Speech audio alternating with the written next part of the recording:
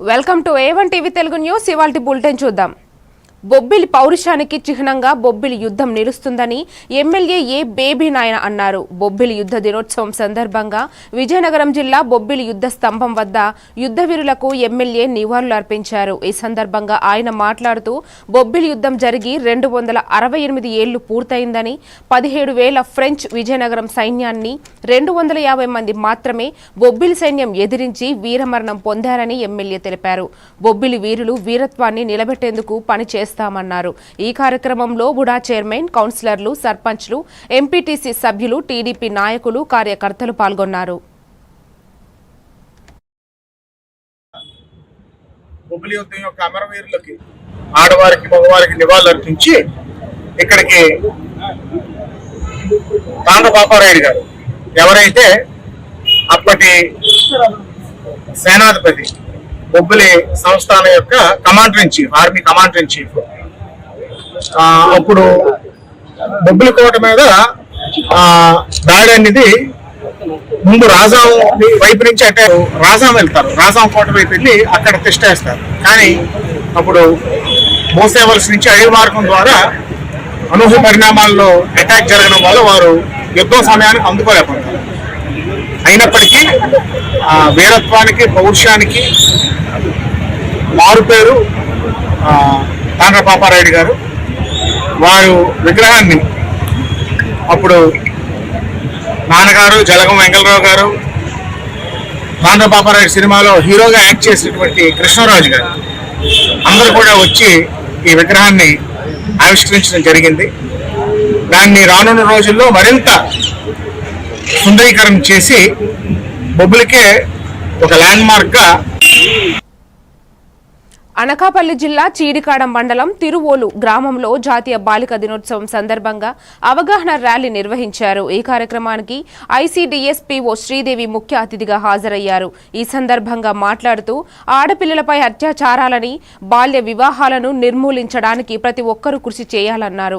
అనంతరం పాఠశాల విద్యార్థినులతో, అంగన్వాడీ సిబ్బందితో బాల్య వివాహాలను నిరోధించాలని ప్రతిజ్ఞ చేశారు. ఈ కార్యక్రమంలో VRA, anganwadi supervisor, ANM, MLHP పాల్గొన్నారు.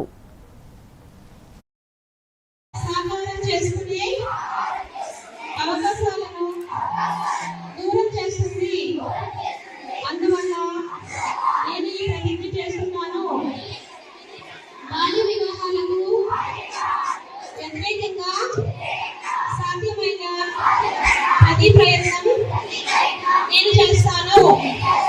నా కుటుంబం, నా పరిసరాలు, నా గ్రామం మరియు సమాజంలో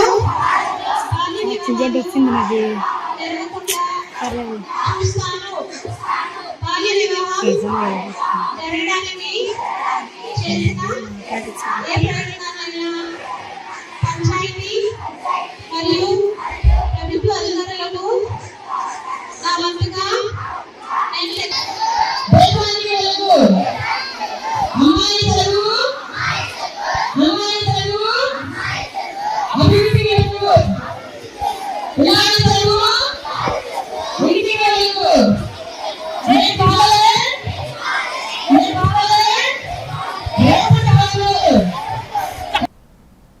కృష్ణా జిల్లా విజయవాడ రూరల్ ఎనికేపాడు గ్రామంలో వీరరాఘవయ్య ఇంటి గృహంపై ప్రధానమంత్రి సూర్యఘర్ పథకాన్ని కలెక్టర్ లక్ష్మీ షా ప్రారంభించారు.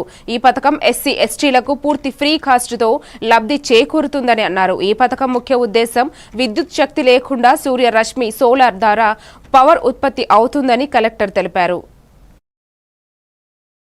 కేంద్ర ప్రభుత్వం చేపడుతున్న పిఎం సూర్యఘర్ కార్యక్రమం మన జిల్లాలో, అలాగే మన స్టేట్లో చాలా పెద్ద ఎత్తున చేయాలని మన స్టేట్ గవర్నమెంట్ కూడా కొత్త స్కీమ్ తీసుకొచ్చి ఎస్సీ, ఎస్టీకి ఫ్రీ ఆఫ్ కాస్ట్ వేసి ఇవ్వాలని ప్రోగ్రామ్ వచ్చింది. సో దాని భాగంగా ఈరోజు ఎన్టీఆర్ జిల్లాలో మనం ఒక యుద్ధ ప్రాతిపదికన ప్రతి ఒక్కరిని మోటివేట్ చేసి రిజిస్ట్రేషన్ చేసి పిఎం సూర్యఘర్ కార్యక్రమంలో ఈ roof top solar panel install చేసుకుంటూ సో ప్రతి ఒక్కరికి ఫ్రీ ఆఫ్ కాస్ట్ ఎలక్ట్రిసిటీ ఇవ్వాలి. అలాగే ఫాజిల్ ఫ్యూయల్ నుంచి వచ్చే ఎలక్ట్రిసిటీ కన్జంప్షన్ తగ్గాలని ముందుకు వెళ్తున్నాము. ఇప్పటికే మన జిల్లాలో దాదాపుగా 60,000 మంది రిజిస్టర్ అయి ఉన్నారు. మనం ఒక 2 లక్షల టార్గెట్ పెట్టుకున్నాం ఈ సంవత్సరానికి.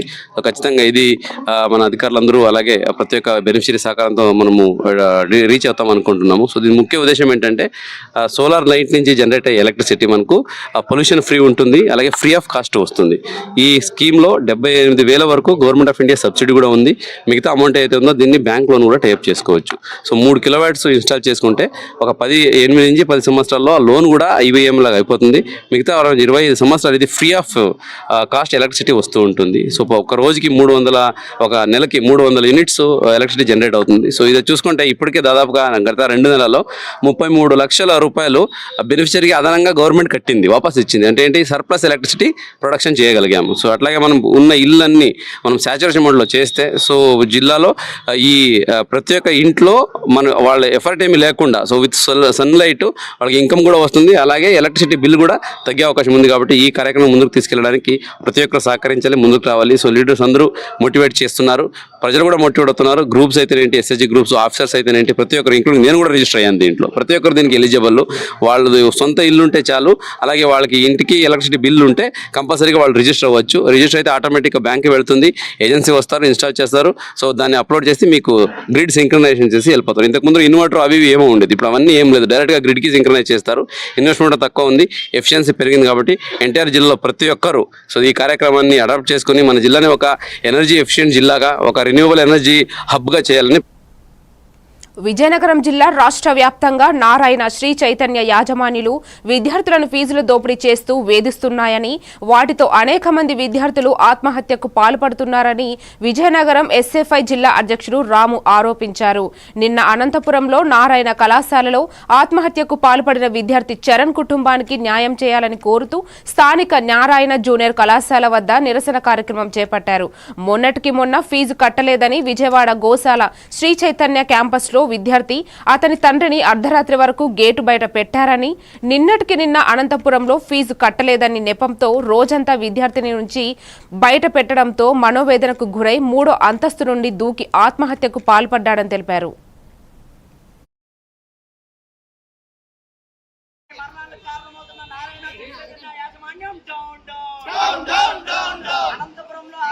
పాల్పడ్డ చరణ్ కుటుంబానికి న్యాయం చేయాలి. విద్యార్థి కుటుంబానికి ₹1 కోటి నష్టపరిహారం అందించాలి. విద్యార్థి కుటుంబానికి ప్రభుత్వం నారాయణ యాజమాన్యం ఉమ్మడిగా ₹1 కోటి నష్టపరిహారం అందించాలి. విద్యార్థులకు ఫీజుల పేరుతో వేధిస్తున్న నారాయణ శ్రీ చైతన్య యాజమాన్యం ఇంకా గుంటూరు జిల్లా పెదనందిపాడు గ్రామం జెడ్పీ హైస్కూల్ వద్ద ICDS ఆధ్వర్యంలో జాతీయ బాలిక దినోత్సవం నిర్వహించారు. ఆడపిల్లలకు విద్య, ఆరోగ్యం, చదువుకోవడం వల్ల ఉపయోగాల గురించి జిల్లా పరిషత్ హైస్కూల్ HM లక్ష్మీదుర్గ వివరించారు. బాలికల చేత ICDS సూపర్వైజర్ రాజ్యలక్ష్మి విద్యార్థుల చేత ర్యాలీ నిర్వహించి ప్రతిజ్ఞ చేయించారు. ఈ కార్యక్రమంలో సూపర్వైజర్ అరుణ, అంగన్వాడీ కార్యకర్తలు పాల్గొన్నారు.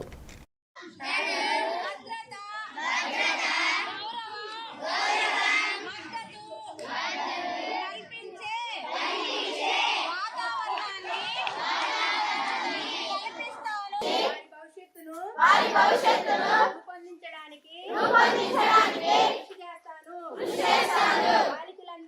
బాలికలందరికీ భద్రత, గౌరవం, మద్దతు కల్పించే వాతావరణాన్ని కల్పిస్తాను. బాలికలపై గల దురభిప్రాయాలు, ఆంక్షలను గుర్తించి వాటిని తగ్గించడానికి కృషి చేస్తాను. బాలికలకు విద్య, ఆరోగ్యం, పోషకాహారం కల్పించడానికి బాల కార్మిక వ్యవస్థను నిర్మూలిద్దాం. ఆడపిల్ల చదువు. ఏలూరు జిల్లా చింతలపూడి పట్టణంలో పలు అభివృద్ధి పనులను ఎమ్మెల్యే సొంగ రోషన్ కుమార్ శంకుస్థాపన చేశారు. ₹1,60,00,000 వ్యయంతో 21 కొత్త ట్రాన్స్ఫార్మర్లను ఎమ్మెల్యే ప్రారంభించారు. నాణ్యమైన విద్యుత్ సరఫరా లక్ష్యంతో మరికొన్ని అభివృద్ధి పనులు చేపడుతున్నామని ఎమ్మెల్యే తెలిపారు. అందరికీ కూడా నా హృదయపూర్వక నమస్కారములు. మరి చింతలపూడి నియోజకవర్గంలో మరి నేను ఎగ్జిక్యూటివ్ ఇంజనీర్గా జాయిన్ అయిన తర్వాత గౌరవ శాసనసభ్యుల వారిని కలవడం, అప్పుడు మనకి ఎక్కడెక్కడ లో ప్రాబ్లమ్స్ ఉన్నాయి సాధనాలు ఎక్కడెక్కడో ఐడెంటిఫై చేసి చెప్పడం జరిగింది. ఆయన ఇచ్చినటువంటి సమస్యలు బట్టి అవన్నీ కూడా మేము చూసుకుని ఎస్టిమేషన్ తీసుకుని చింతలపూడి పట్టణంలోనే ఒక 12 ట్రాన్స్ఫార్మర్లు, ఒక 63 kV సామర్థ్యంతో ఒక 11, 100 kV సామర్థ్యంతో ఒకటి చేసి ఒక 90 లక్షల నిధులు కేటాయించి వాటి ప్రతిపాదనలు రెడీ చేసి కార్యరూపంలో దాల్చడం అయింది. అందులో ఈరోజు ఒక 4 ట్రాన్స్ఫార్మర్లు ఈరోజు చార్జ్ చేస్తున్నాం. అలాగే టోటల్గా నియోజకవర్గం కనుక తీసుకున్నట్లయితే మొత్తంగా ఒక 21 డిస్ట్రిబ్యూషన్ ట్రాన్స్ఫార్మర్లు, 2 పాడైపోయినటువంటి బ్రేకర్లు, ఒక 2 8 కిలోమీటర్లు కండక్టర్, ఒక 120 పోల్లు, డ్యామేజ్ అయినటువంటి పోల్లు, మొత్తం 1,60 లక్షల అభివృద్ధికి నిధులు కేటాయించి అందులో మిగతా పనులన్నీ అయిపోయినాయి. ట్రాన్స్ఫార్మర్లు 21లో కూడాను ఒక 8 ట్రాన్స్ఫార్మర్లు చార్జ్ చేయడం అనేది జరిగింది. మిగతా కూడా దశల వారీగా కంప్లీట్ చేస్తాం. ఇదంతా కూడా మరి ఎమ్మెల్యే గారు మాకు ఆయన యొక్క సమస్యలు మాకు వెంటనే తెలియపరిచి పబ్లిక్ని మాకు చెప్పి మాకు సేవ చేయడానికి అవకాశం ఇచ్చినందుకు గౌరవ శాసనసభ్యుల వారికి కృతజ్ఞతలు. ఏలూరు జిల్లా లింగపాలెం మండలం రంగాపురంలో సత్యశ్రీ కళ్యాణ మండపంలో బీహారీ మాజీ సీఎం కర్పూరి ఠాగూర్ జయంతి వేడుకలు నిర్వహించారు. అనంతరం ఆయన సీఎంగా ఎన్నో సంక్షేమాలు, ఎన్నో అభివృద్ధి పనులు చేయడం, మచ్చలేని వ్యక్తిగా మద్యపానం నిశ్శబ్దంగానే బీసీ రిజర్వేషన్ మీదిగాని అనేక పథకాలు, పోరాటాలు చేసిన వ్యక్తిగా భారతరత్న ఇవ్వటం చాలా గర్వకారణంగా ఉందని పెద్దలు కొనియాడారు. ఈ కార్యక్రమంలో జిల్లా సాధికార కమిటీ అధ్యక్షుడు కొప్పెర్ల నాగరాజు, జిల్లా సాయి నాహి బ్రాహ్మణ సేవా సంఘం అధ్యక్షుడు కొప్పాక వెంకటేశ్వరరావు, రాష్ట్ర నాహి బ్రాహ్మణ పాల్గొన్నారు. కర్పూరి ఠాగూర్ గారు అంటే బీహార్ అంటే మనకి అతి పేద రాష్ట్రం. బీహార్లో పుట్టి ఒక విద్యావేత్తగా ఎదిగి రాజకీయాల్లోకి వచ్చి ముందు ఉపాధ్యాయ వృత్తి చేశాడు. అక్కడ నుంచి ఎమ్మెల్యేగా గెలిచి తర్వాత డిప్యూటీ సీఎంగా చేసి సీఎంగా చేశారు. ఫస్ట్ సీఎంగా చేసాక 7 నెలలు ఆయన నిలబడగలిగాడు. తర్వాత ఎలక్షన్స్ వచ్చేసినాయి. తర్వాత రెండో టైం కూడా సీఎం అయ్యి 2 సంవత్సరాలు చేశారు. 2 సంవత్సరాలు 7 నెలలు చేశారు.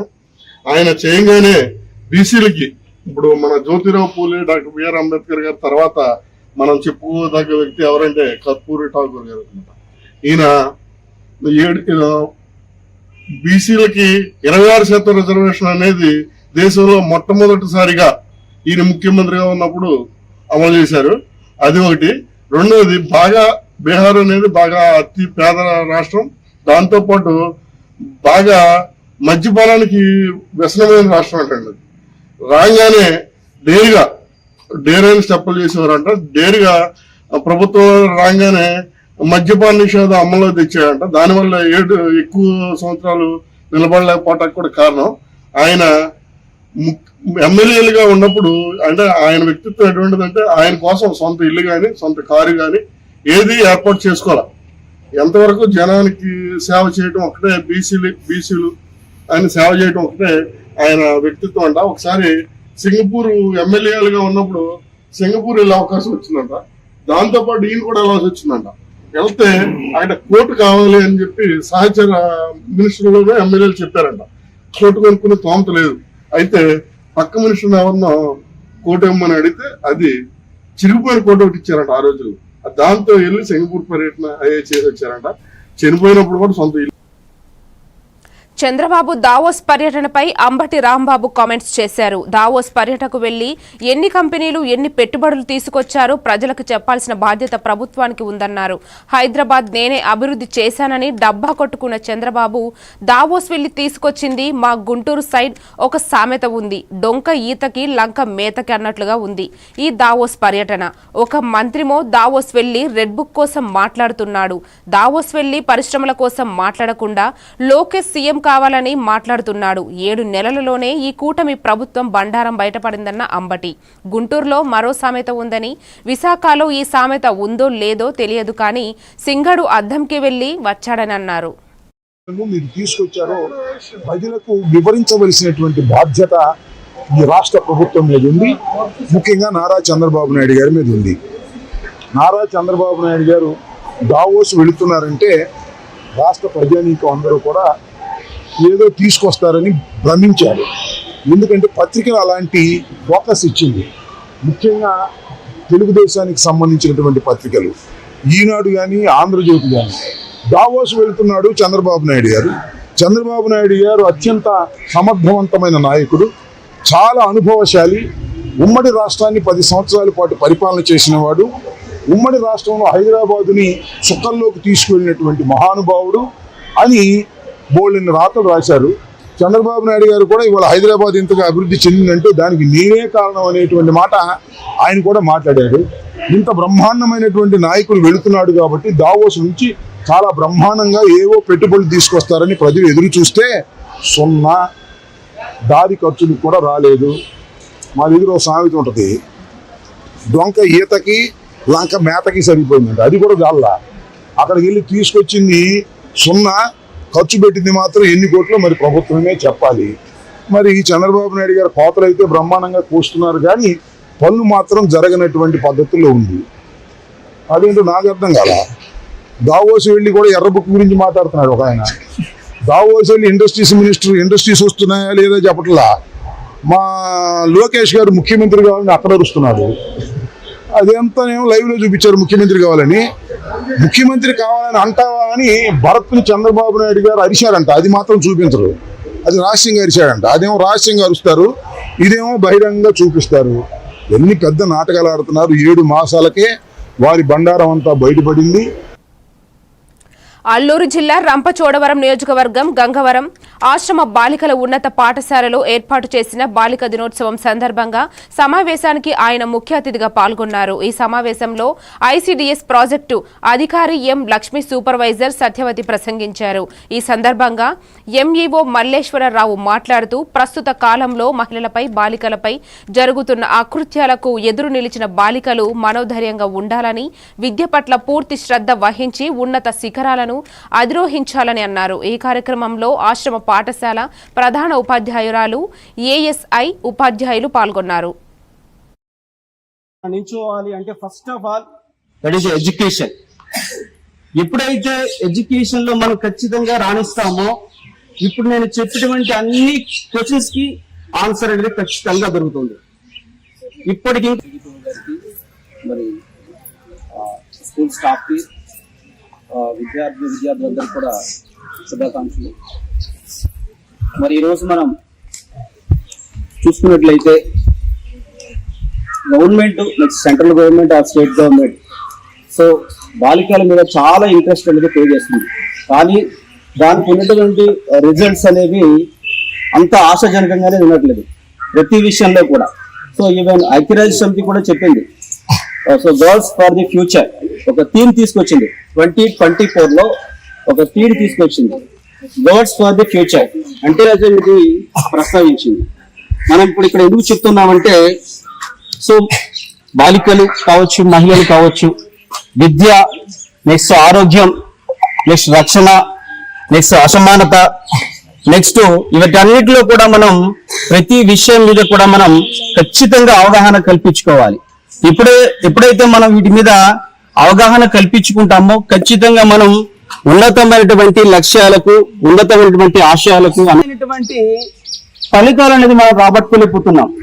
ఎందుకు రాబట్టుకోలేకపోతున్నాం అంటే మనకు సరౌండింగ్స్ లో ఉండేటువంటి కొన్ని సోషల్ ఎకనామిక్ పరిస్థితులు కావచ్చు, మన ఆర్థిక పరిస్థితులు కావచ్చు, మన పేరెంట్స్ అనేది సరిగా చదువుకోలేకపోవచ్చు.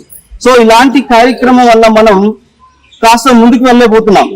మరి ఇలాంటి కార్యక్రమాలు మేడం గారి సమక్షంలో ఈ స్కూల్లో చాలా కార్యక్రమాలు మిమ్మల్ని ముందుకు తీసుకెళ్ళడానికి మేము చాలా ప్రయత్నం చేస్తున్నాం. మేమందరం కూడా కొన్ని విషయాలు మీతో ప్రస్తావిస్తూనే ఉంటాం. కానీ మీరందరూ కూడా ప్రతి విషయంలో కూడా దాన్ని ఖచ్చితంగా మీరు తీసుకోవాలి, సీరియస్ గా తీసుకోవాలి. ఎప్పుడైతే సీరియస్ గా తీసుకుంటామో ఖచ్చితంగా మీరు మంచి లైఫ్ అనేది ఫ్యూచర్ అనేది ఉంటుంది. కర్నూలు జిల్లా ఆలూరు మండలం హరికేరి గ్రామంలో మహాత్మా గాంధీ జాతీయ గ్రామీణ ఉపాధి హామీ పథకం ఫీల్డ్ అసిస్టెంట్ పదవిలో నెలకొన్న విషయం దారుణంగా హత్యకు దారితీశాయి. ఫీల్డ్ అసిస్టెంట్ ఉద్యోగం కోసం గ్రామస్తుల మధ్య తీవ్ర విభేదాలు చోటు చేసుకున్నాయి. చివరకు ఈ విషయం తీవ్ర స్థాయికి చేరుకుని ఫీల్డ్ అసిస్టెంట్ హత్యకు కారణమై ఉండవచ్చని హరికేరి గ్రామానికి చెందిన కురువ బండారు ఈరన్న అనే ఫీల్డ్ హామీ పనులు చేయించుకుని వెళ్తుండగా కాపు కాచి అభ్యర్థులు వేట కొడవలతో హత్య చేసి అక్కడి నుంచి పారిపోయారని గుర్తు తెలియని వ్యక్తులు ఆయనపై హత్యకు పదునైన ఆయుధాలు ఉపయోగించినట్లు పోలీసులు ప్రాథమిక విచారణలో గుర్తించారు. కురువ బండారు ఈరన్న హత్యతో గ్రామంలో ఉద్రిక్తత వాతావరణ పరిస్థితులు నెలకొన్నాయి. ఈ ఘటనపై తీవ్ర ఆవేదన వ్యక్తం చేస్తూ న్యాయం చేయాలని ప్రభుత్వాన్ని కోరుతున్నామని విషయం తెలుసుకున్న పోలీసులు ఘటనా స్థలానికి చేరి స్థలాన్ని పరిశీలించి కేసు నమోదు చేసి దర్యాప్తు చేస్తామని తెలిపారు. ఇంతవరకు గవర్నమెంట్ జరిగేదానికి మీరు ఏం చేస్తారు అంటే చెప్పడము, ఇక్కడ నరకడము, మనం లోపల ఉండడము. మీరు చేసేసేయండి, నన్ను చూసుకుంటే లెక్కలో ఉండరు మీరు. ఈ హత్యను టీడీపీ వాళ్ళు ప్రోత్సహించినారు. వాళ్ళు తప్ప ఎవరు చేయలేరు సార్, వాళ్ళు తప్ప ఎవరు చేయలేరు. ఈ ఫీల్డ్ అసిస్టెంట్ కోసం పంచాయతీలు జరుగుతుంది. జరిగావు సార్, నా దగ్గర జరిగారా? ఎన్ని రోజుల నుంచి జరుగుతున్న పంచాయతీ? నెలన్నర నుంచి 2 నెలల నుంచి జరిగావు సార్. ఇడిచి పెడతాం లేప వద్దులే అని చెప్పంటున్నాం. ఏమైనా ఫోన్ చేసి బెదిరించినారా? బెదిరించారు సార్. పంచాయతీకి ఎవరు వచ్చినారు? పంచాయతీకి గాలి వచ్చారు సార్. నాకు ఎవరు చంపినారని అనుమానిస్తున్నారు? వాళ్ళ తప్ప ఎవరు చంపారు సార్? ఎవరు వాళ్ళంటే? గాది, డబ్బులు గాది. పంచాయతీకి వచ్చింది గాది వాళ్ళది. ఎవరు అయినా మనూరు ఆయనే, హరికేరి గ్రామం.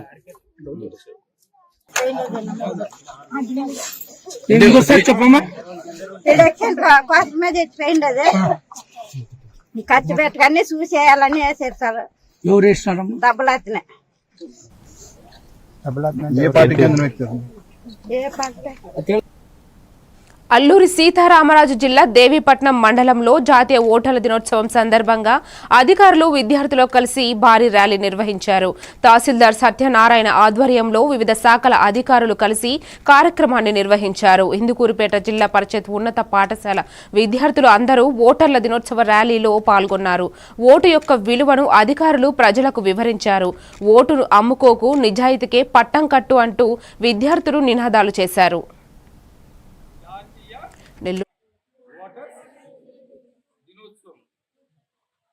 ప్రతి సంవత్సరం ఎప్పుడు నడుతుంది?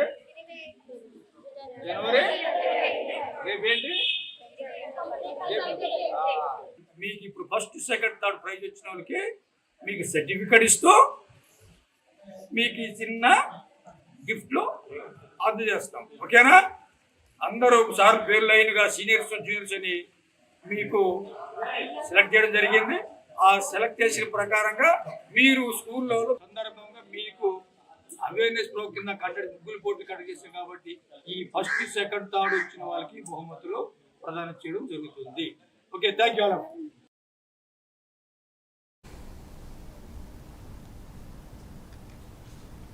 నెల్లూరు జిల్లా కోవూరులో నేషనల్ ఓటర్స్ దినోత్సవం సందర్భంగా కోవూరు తహసీల్దార్ కార్యాలయంలో ఓటర్ల దినోత్సవం కార్యక్రమం నిర్వహించారు. ఈ కార్యక్రమానికి ముఖ్య అతిథిగా ERO Telugu Gangarpur unit deputy collector Murali పాల్గొన్నారు. ఈ సందర్భంగా సీనియర్ సిటిజన్ ను ఘనంగా సన్మానించారు. అనంతరం కొత్తగా నమోదైన ఓటర్లకు ఓటు హక్కు కార్డును అందజేసి ఓటర్ దినోత్సవం సందర్భంగా నిర్వహించిన విధి పోటీల్లో గెలుపొందిన వారికి బహుమతులు ప్రదానం చేశారు. ఈ కార్యక్రమంలో తహసీల్దార్ నిర్మలానంద బాబా, డిటి, ఆర్ఐలు, విఆర్ఓలు, విద్యార్థులు తదితరులు పాల్గొన్నారు.